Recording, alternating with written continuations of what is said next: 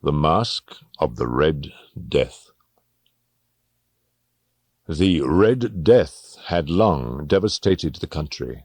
No pestilence had ever been so fatal or so hideous. Blood was its avatar, and its seal, the redness and horror of blood. There were sharp pains and sudden dizziness, and then profuse bleeding at the pores with dissolution.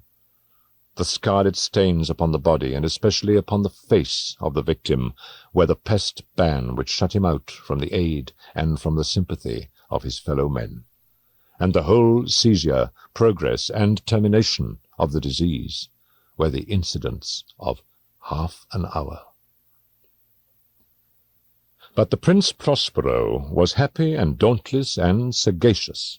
When his dominions were half depopulated, he summoned to his presence 1,000 hale and light-hearted friends from among the knights and dames of his court, and with these retired to the deep seclusion of one of his castellated abbeys.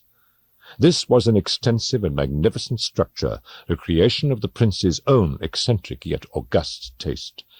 A strong and lofty wall girdled it in. This wall had gates of iron. The courtiers, having entered, brought furnaces and massy hammers, and welded the bolts. They resolved to leave means neither of ingress nor egress to the sudden impulses of despair or of frenzy from within. The abbey was amply provisioned. With such precautions the courtiers might bid defiance to contagion. The external world could take care of itself. In the meantime, it was folly to grieve or to think. The prince had provided all the appliances of pleasure. There were buffoons, there were improvisatori, there were ballet dancers, there were musicians, there was beauty, there was wine. All these and security were within.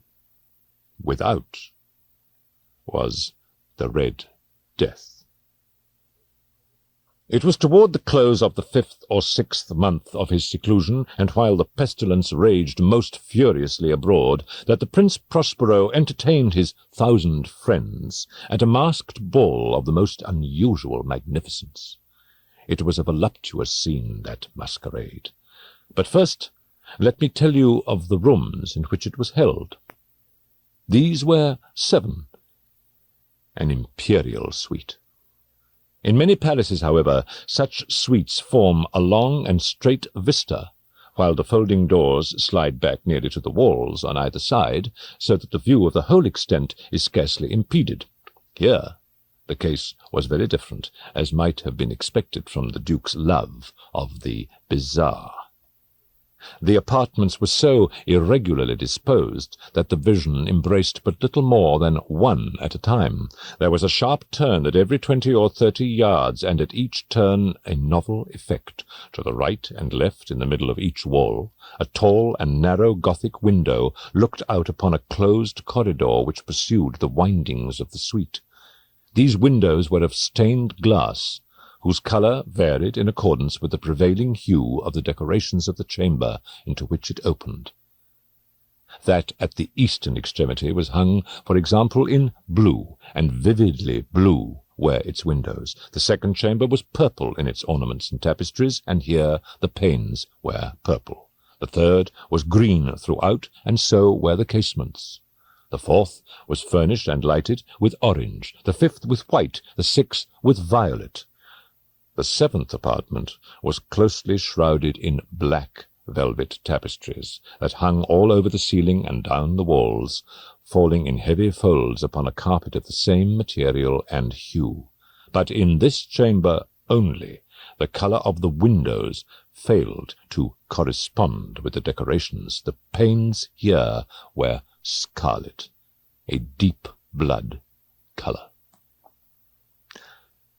Now in no one of the 7 apartments was there any lamp or candelabrum, amid the profusion of golden ornaments that lay scattered to and fro, or depended from the roof. There was no light of any kind emanating from lamp or candle within the suite of chambers. But in the corridors that followed the suite there stood opposite to each window a heavy tripod, bearing a brazier of fire, that projected its rays through the tinted glass, and so glaringly illumined the room. and thus were produced a multitude of gaudy and fantastic appearances. But in the western or black chamber, the effect of the firelight that streamed upon the dark hangings through the blood-tinted panes was ghastly in the extreme, and produced so wild a look upon the countenances of those who entered, that there were few of the company bold enough to set foot within its precincts at all. It was in this apartment also that there stood against the western wall a gigantic clock of ebony. Its pendulum swung to and fro with a dull, heavy, monotonous clang, and when the minute hand made the circuit of the face, and the hour was to be stricken, there came from the brazen lungs of the clock a sound which was clear and loud and deep and exceedingly musical, but of so peculiar a note and emphasis that at each lapse of an hour the musicians of the orchestra were constrained to pause momentarily in their performance, to hearken to the sound, and thus the waltzers perforce ceased their evolutions, and there was a brief disconcert of the whole gay company. And while the chimes of the clock yet rang, it was observed that the giddiest grew pale, and the more aged and sedate passed their hands over their brows as if in confused reverie or meditation. But when the echoes had fully ceased, a light laughter at once pervaded the assembly. The musicians looked at each other and smiled as if at their own nervousness and folly, and made whispering vows each to the other that the next chiming of the clock should produce in them no similar emotion.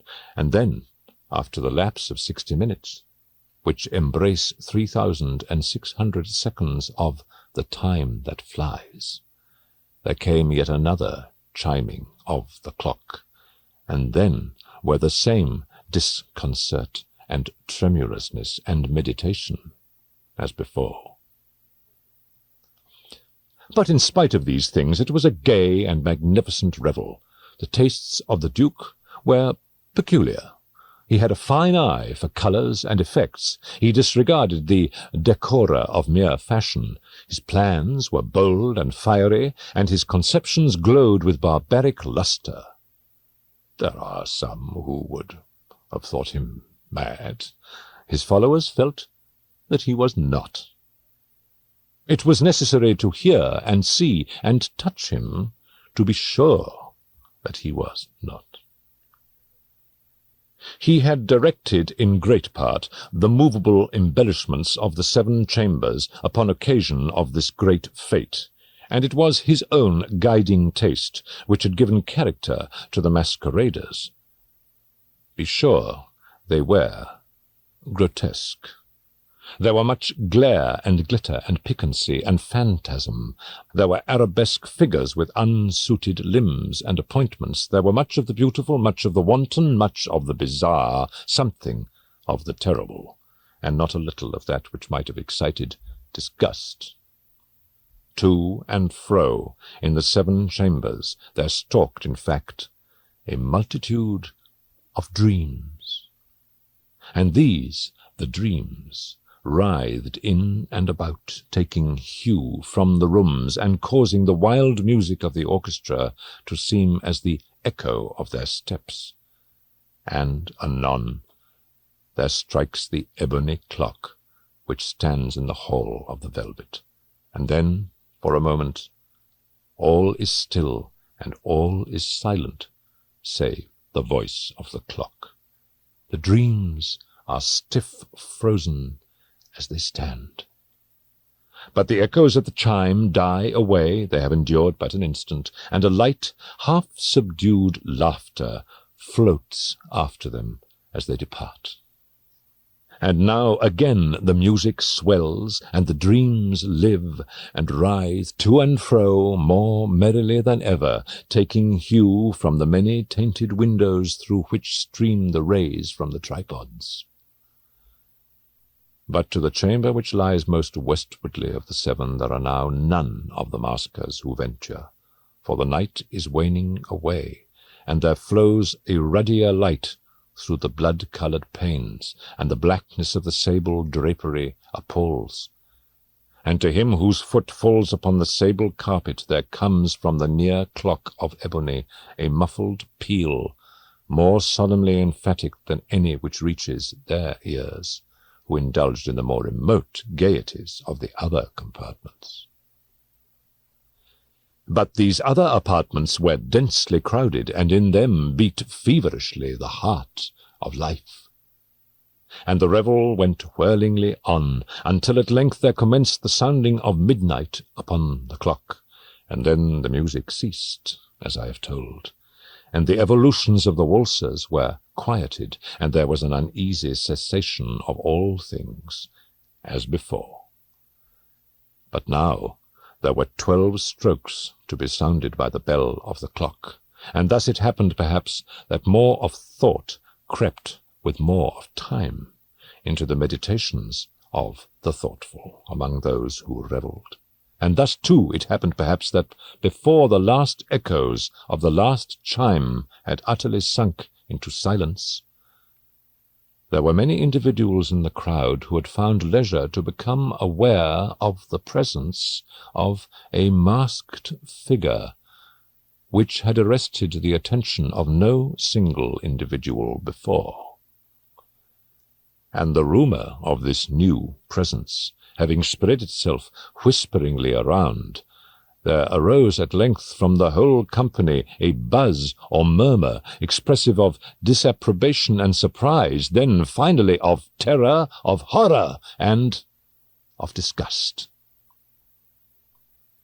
In an assembly of phantasms such as I have painted, it may well be supposed that no ordinary appearance could have excited such sensation.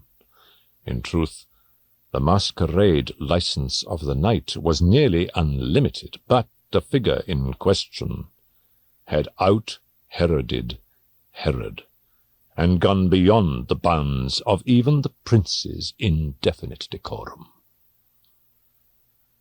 There are chords in the hearts of the most reckless which cannot be touched without emotion, even with the utterly lost, to whom life and death are equally jests. There are matters of which no jest can be made. The whole company, indeed, seemed now deeply to feel that in the costume and bearing of the stranger neither wit nor propriety existed. The figure was tall and gaunt, and shrouded from head to foot in the habiliments of the grave. The mask which concealed the visage was made so nearly to resemble the countenance of a stiffened corpse that the closest scrutiny must have had difficulty in detecting the cheat. And yet all this might have been endured, if not approved, by the mad revellers around, but the mummer had gone so far as to assume the type of the Red Death. His vesture was dabbled in blood, and his broad brow, with all the features of the face, was sprinkled with the scarlet horror. When the eyes of Prince Prospero fell upon this spectral image, which with a slow and solemn movement, as if more fully to sustain its role, stalked to and fro among the waltzers, he was seen to be convulsed in the first moment with a strong shudder, either of terror or distaste, but in the next his brow reddened with rage. "Who dares?" he demanded hoarsely of the courtiers who stood near him.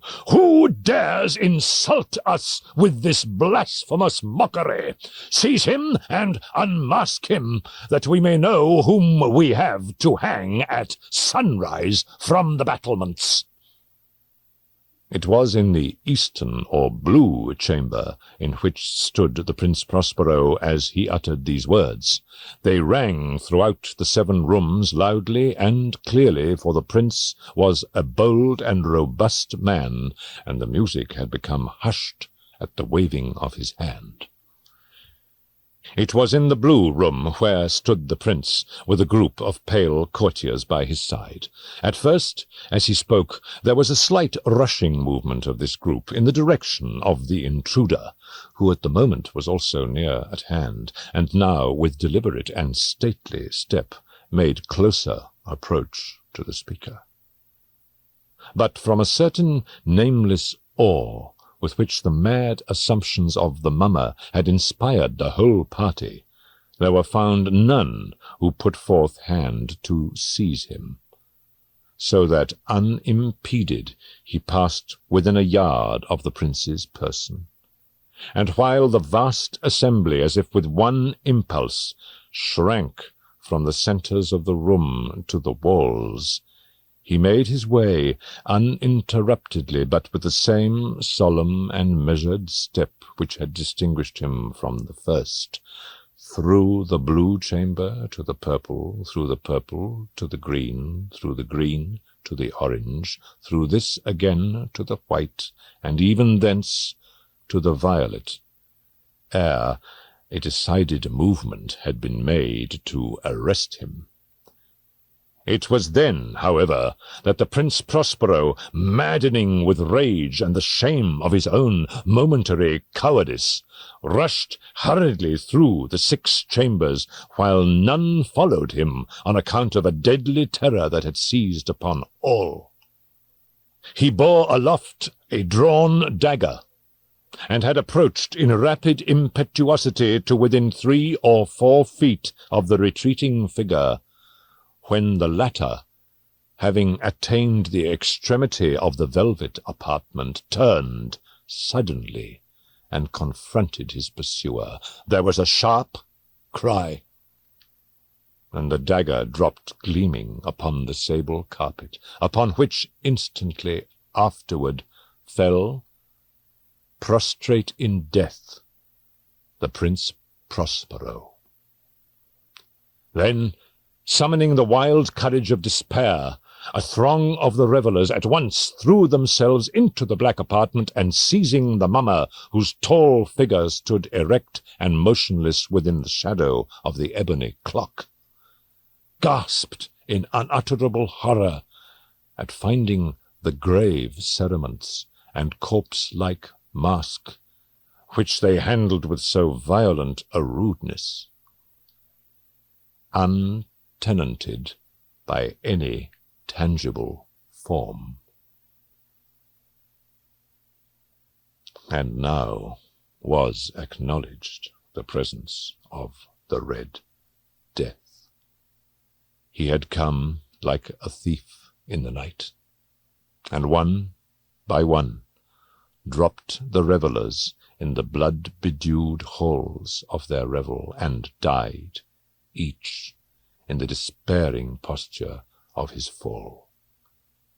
And the life of the ebony clock went out with that of the last of the gay, and the flames of the tripods expired, and darkness and decay and the Red Death held illimitable dominion over all.